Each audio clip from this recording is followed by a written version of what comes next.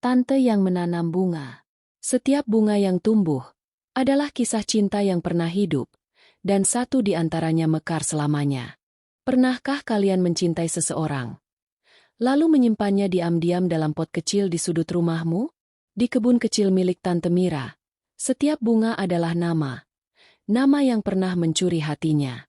Tapi dari semua kenangan itu, hanya satu bunga yang tidak pernah layu, dan kisahnya tak akan pernah kalian sangka.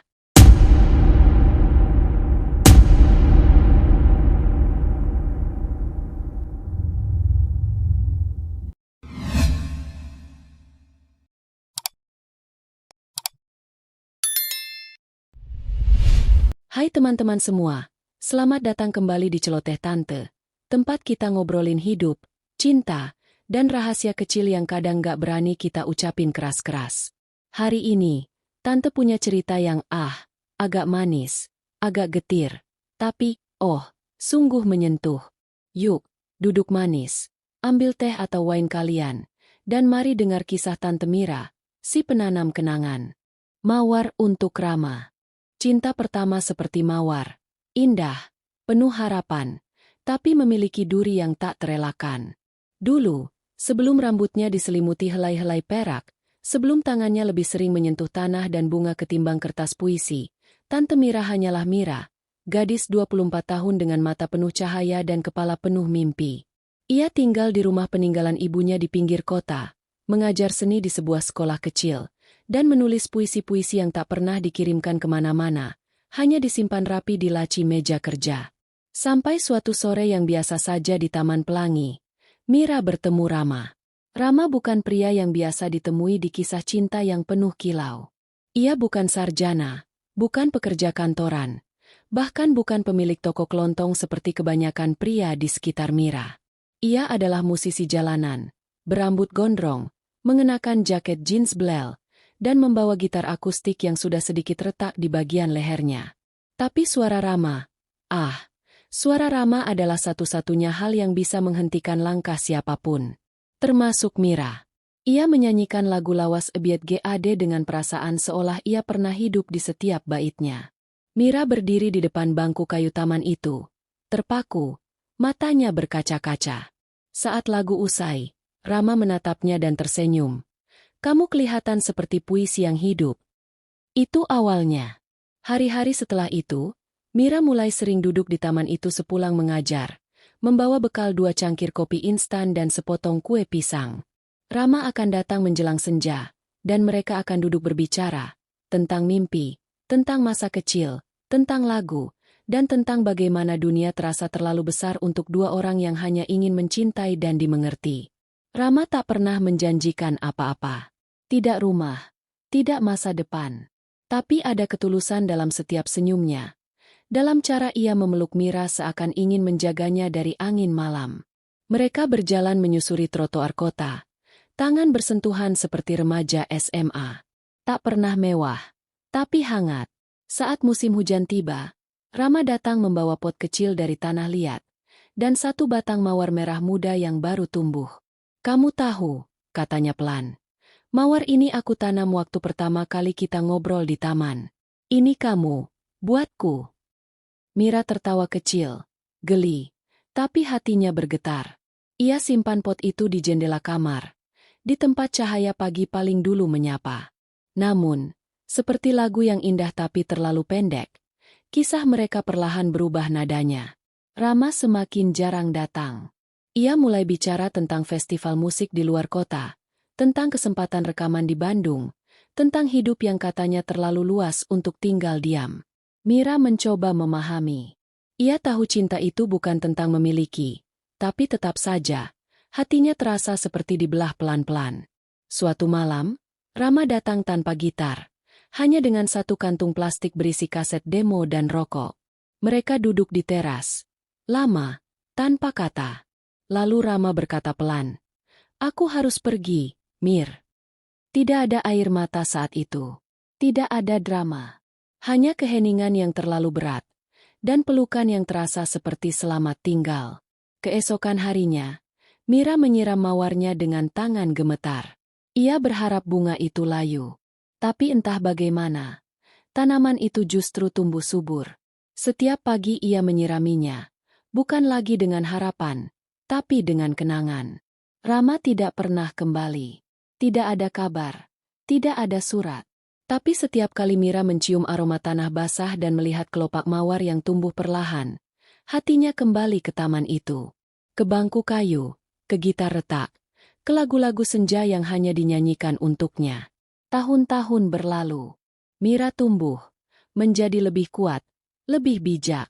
Ia mulai menanam bunga lain, melati, anggrek, kamboja, tapi mawar itu tetap ada di sana. Tidak pernah berbunga lagi, tidak pernah layu sepenuhnya. Seperti cinta pertama yang tidak lagi menyakitkan, tapi tetap menetap di sudut hati, diam-diam, dan setia.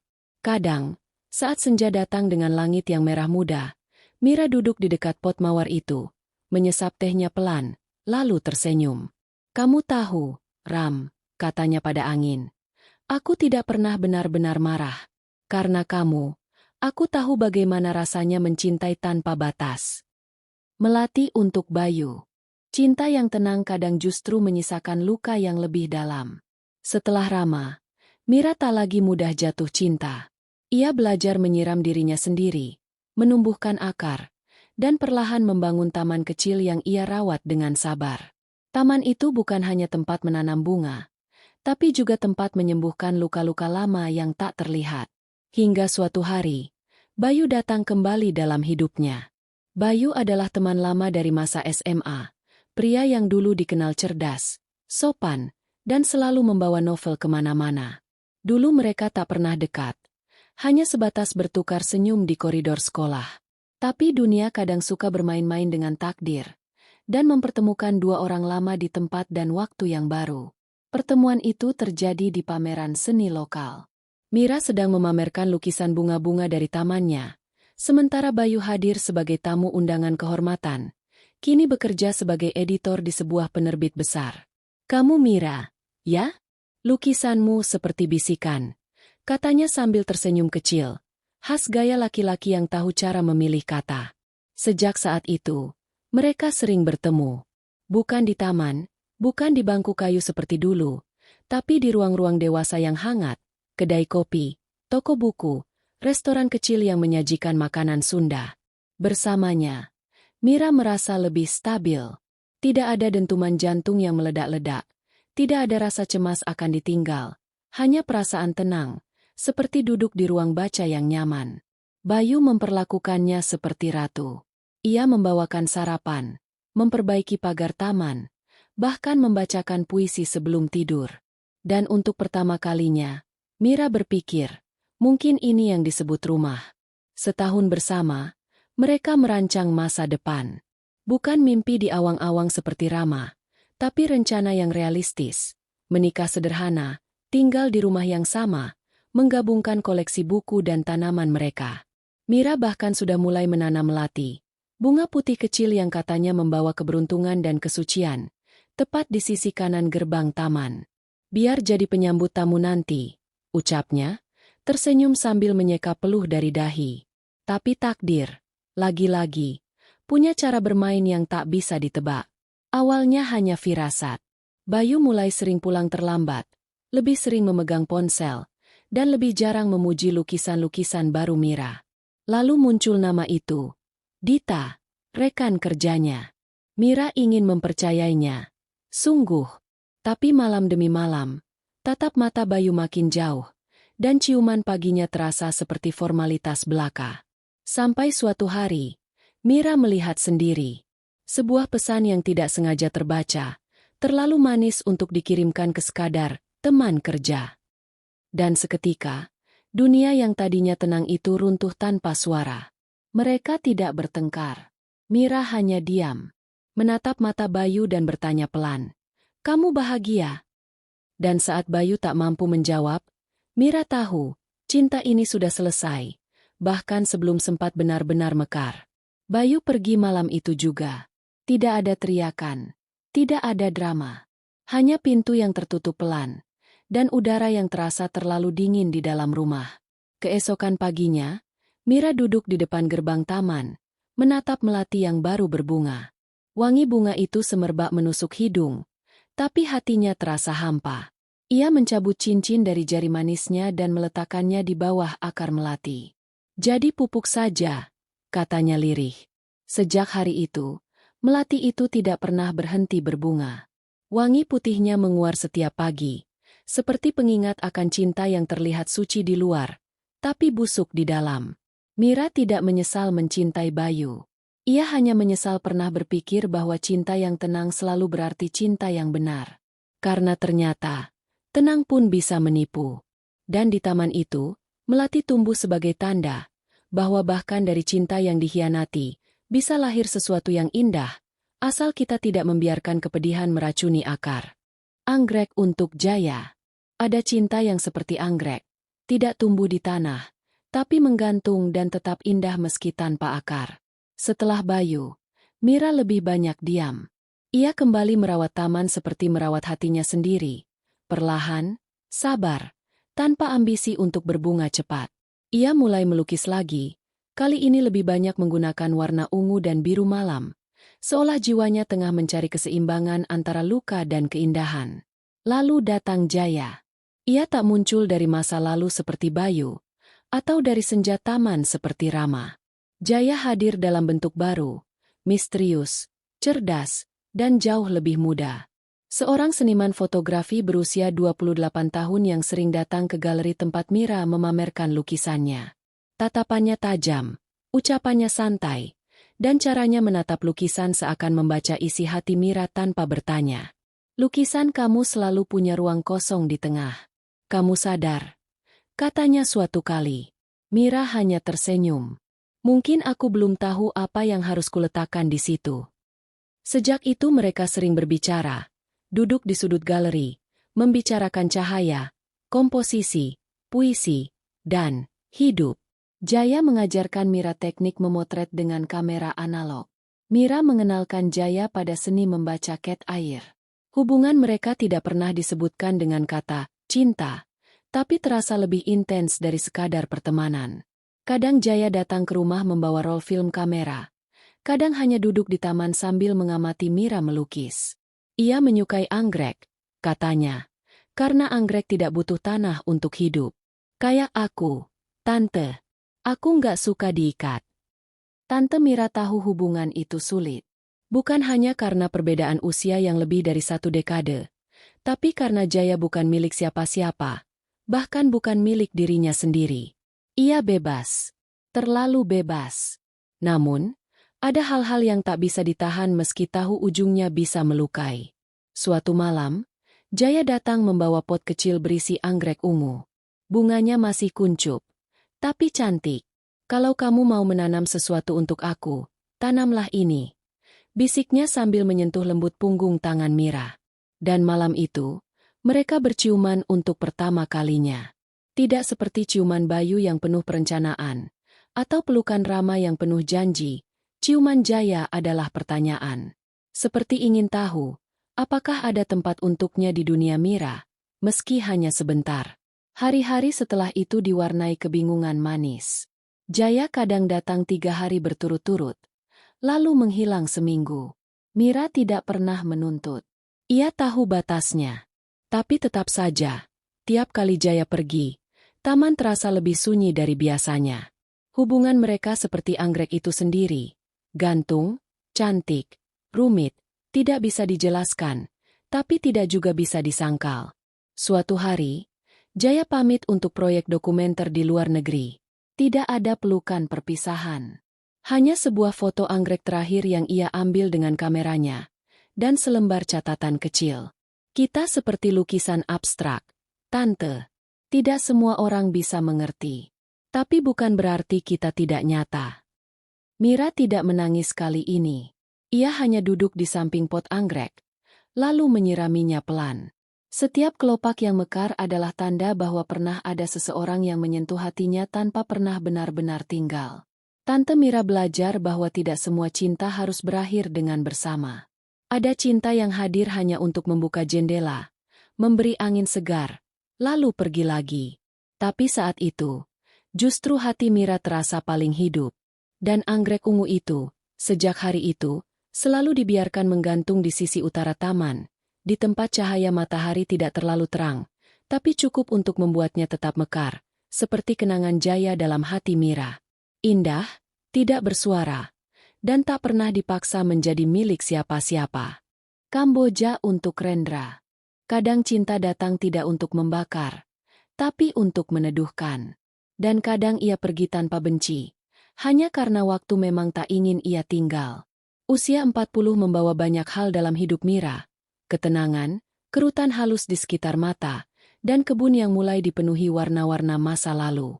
Setiap bunga adalah kenangan. Mawar untuk Rama, melati untuk Bayu, anggrek untuk Jaya. Semua tumbuh rapi, seperti halaman harian yang tak pernah selesai ditulis. Lalu datang Rendra. Ia bukan seseorang yang hadir, seperti Rama yang menyanyi atau Jaya yang memotret. Rendra lebih seperti suara pagi hari yang tidak kita sadari, tapi akan terasa jika hilang. Ia pindah ke rumah seberang setelah istrinya meninggal setahun sebelumnya.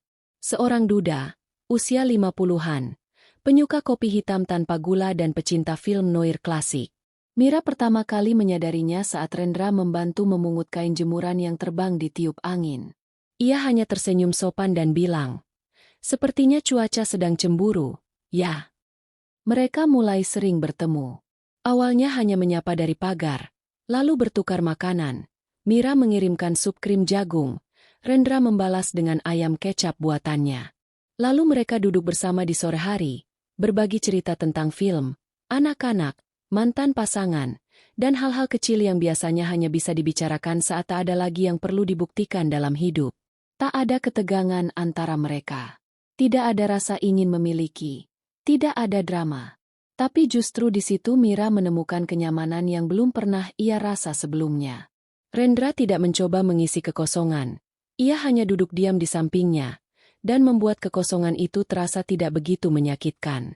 Suatu pagi, saat Mira tengah menyapu daun-daun kering di taman, Rendra datang membawa bibit pohon Kamboja. "Ibuku dulu suka menanam ini.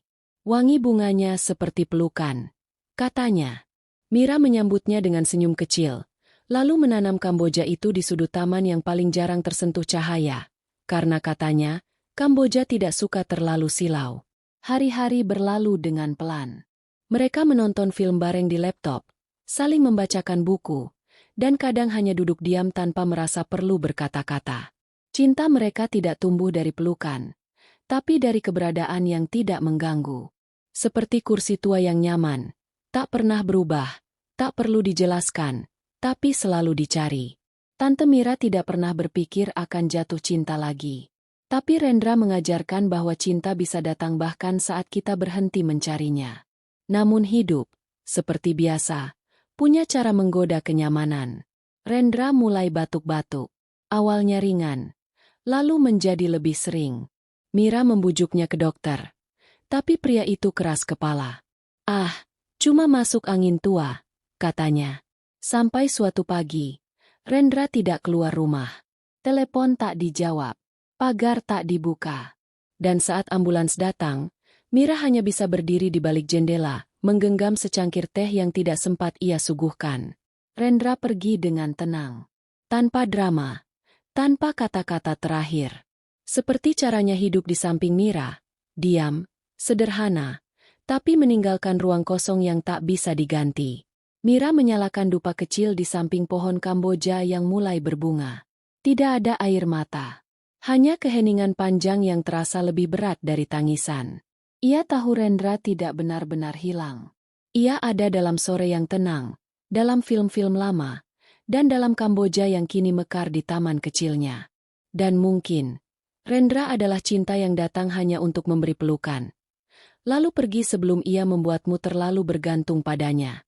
Kenanga untuk Adrian. Ada cinta yang tidak meminta untuk dikenang, karena ia ingin tumbuh bersamamu. Bukan di masa lalu, tapi hari ini dan esok. Setelah kepergian Rendra, taman Tante Mira menjadi lebih hening dari biasanya. Tapi bukan hening yang menyakitkan seperti dulu, melainkan hening yang damai, seperti bisikan doa yang tak terucap tapi selalu didengar. Setiap bunga yang tumbuh menjadi bagian dari hidupnya. Mereka bukan lagi sekadar kenangan, Tapi teman bicara. Pada suatu pagi biasa, ketika embun masih belum mengering dan matahari belum terlalu hangat, datanglah seseorang ke depan gerbang rumah Mira. Ia membawa keranjang penuh bibit bunga, mengenakan kaos lusuh dan topi bundar yang menutupi sebagian wajahnya. "Selamat pagi, Bu. Saya Adrian, tukang bunga keliling. Mau coba bibit kenanga? Lagi wangi-wanginya," katanya ceria, sambil tersenyum lebar. Senyum yang entah kenapa langsung membuat Mira ingin tertawa, padahal tak ada yang lucu. Mira menatapnya, lalu melihat keranjang di tangannya. Di antara segala bunga berwarna, satu bibit kecil kenanga terbungkus rapi. Kecil, sederhana, tapi wangi samar yang keluar darinya seperti ketulusan. "Taruh saja di sudut taman yang kosong itu," kata Mira ringan. Adrian mengangguk dan melangkah ke taman, lalu berjongkok, menggali tanah dengan tangan. Bukan dengan sarung tangan, bukan dengan alat, hanya tangan biasa, dengan cara yang sangat pelan dan penuh hormat. Seperti tahu bahwa tanah ini bukan sekadar tanah, tapi tempat banyak kisah dikebumikan. Hari itu, Adrian tak hanya menanam kenanga. Ia juga menyuguhkan senyuman, obrolan ringan, dan diam-diam. Benih kecil di hati Mira yang sudah lama tidak disentuh siapa-siapa. Adrian mulai sering mampir. Kadang hanya untuk menyiram tanaman, membetulkan pagar kayu, atau menawarkan bibit baru. Kadang tanpa alasan, hanya duduk di bangku taman sambil menyodorkan teh hangat. "Gak ada alasan buat datang, tapi ada alasan buat tinggal," katanya suatu kali, dan Mira diam-diam menyelipkan kalimat itu dalam catatan harian lukisannya. Berbeda dengan cinta-cinta sebelumnya, Adrian tidak hadir membawa janji. Ia tidak berkata, "Aku cinta kamu," atau "Mau gak jadi istriku?" Tapi ia datang saat Mira sakit gigi, saat hujan deras, saat lampu taman rusak. Ia hadir bukan saat dibutuhkan, tapi saat kehadiran memang berarti. Adrian jauh lebih muda, mungkin 20 tahun lebih.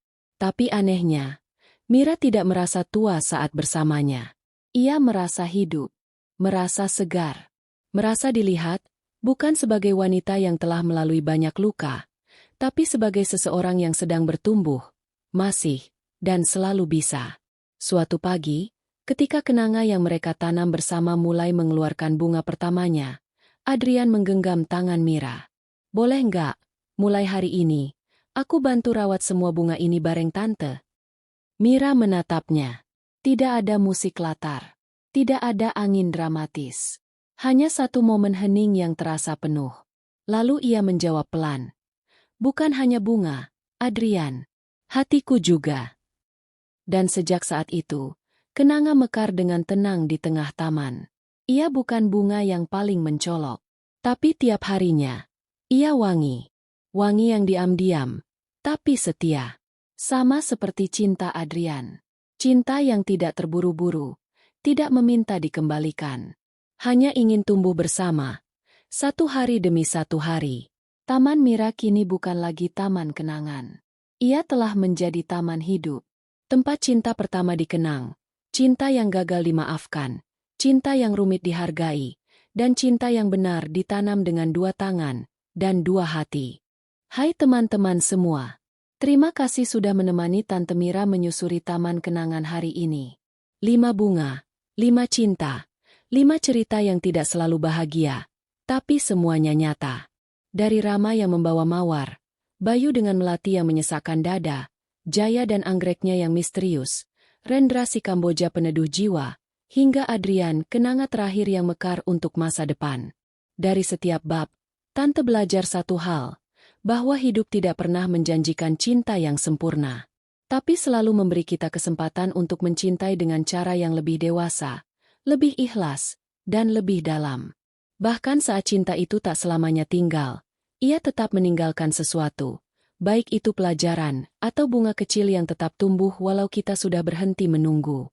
Dan untuk kalian semua, sayangku, Tante berdoa, semoga kalian selalu dikelilingi cinta yang jujur. Cinta yang tidak membuatmu mengecilkan dirimu sendiri. Cinta yang tidak lari saat kamu rapuh. Dan jika saat ini hatimu sedang patah, semoga segera tumbuh bunga kecil dari retakan itu. Bunga yang kuat, wangi, dan tahan segala cuaca. Jangan takut menanam kenangan. Tapi jangan lupa menanam harapan juga. Ya, karena mungkin bunga yang mekar besok akan jadi cinta yang bertahan selamanya. Sampai jumpa di cerita berikutnya. Dan seperti biasa, dari Taman Hati Tante untuk kalian semua. Peluk hangat dari celoteh Tante.